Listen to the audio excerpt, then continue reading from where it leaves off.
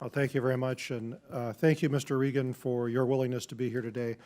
I'd like to ask a question about the Greenhouse Gas Reduction Fund that the EPA is attempting to establish. It's trying to get $20 billion out the door this year, which is obviously a staggeringly large amount of money to try and move in 1 year.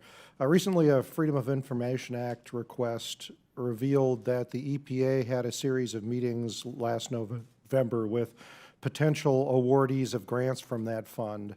And that raised concerns that the EPA was picking winners and losers, essentially. Is it normal practice to have meetings, exclusive meetings with potential awardees of grants from a fund, particularly when the public comment period for that fund hasn't closed yet?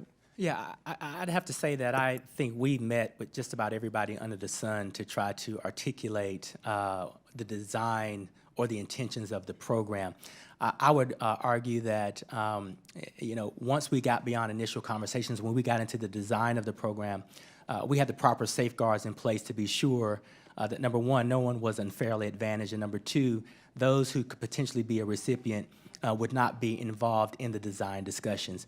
I can say that I met with private equity, hedge fund, venture capital, Wall Street, commercial bankers, but I also met with CDFIs, state and local governments. So we really tried to be sure that we understood sort of the full breadth of the impact of this program. And I think you recognize that we've designed competitions so that those who are experts in leveraging capital can take that $20 billion and pull hundreds of billions of dollars off the sidelines to invest in low carbon technologies. Sure.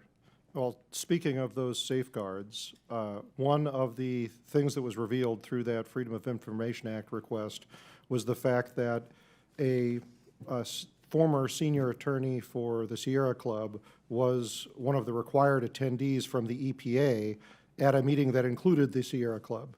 Is that a conflict of interest, or would that fall into something that you think would be impermissible? I'd have to look into the specifics of that because this is the first time I've heard that. Again, we've instructed, I've had a number of conversations actually with our Office of Inspector General on how to conduct and design these programs, and as far as I know, we are meeting that letter of the law. All right. Well, I appreciate you if you could look into that and get back to us on it, because, I mean, obviously, we would never want the public to think that government had its thumb on the scale when it came to who was eligible for and received funding from this grant fund. Absolutely. Talking for a moment about nuclear energy, I know that we're all aware that we have a big problem with the disposal of nuclear waste, and regardless of what one's thoughts are on nuclear energy, I think we should all be able to agree that storing spent fuels in casks on site at these decommissioned nuclear power plants is not best practice or in the keeping of our obligation to protect the environment. What is the EPA doing to try to promulgate long-term solutions to this problem? Well, I would say that we work very closely with the Department of Energy on that waste storage issue. But let me be clear, I'm from the state of North Carolina. Over 50% of the base load is nuclear energy. We see nuclear energy as a low emissions technology that can help us combat the climate crisis and public health issues. So I think we have to stay laser focused on how we store the waste and proliferation as we begin to also look at new and advanced modular nuclear technologies.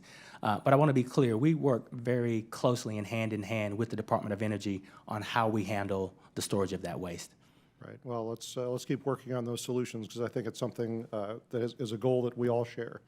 And then lastly, talking about some of the PFAS regulations that your agency is promulgating, I just want to sound a cautionary note. I think we all share the goal of providing clean, safe, affordable drinking water to all Americans, but it's not enough just to establish new detection technologies and new regulations, because if we're not giving our water agencies the tools to remove those hazardous chemicals from the water, we really haven't accomplished anything. I mean, we can we can pretend we put a new regulation on them and, you know, problem solved. But if there's not the technology to remove that from water, or if it's too expensive, or if we're forcing these agencies to build that into the cost of drinking water that makes it unaffordable, you know, we really haven't solved the problem. So I hope we can all work together on that. I see my time's expired, though. And thank you very much for being here today and for your willingness to testify before the committee. I think it's very helpful. I yield back, Mr. Chairman.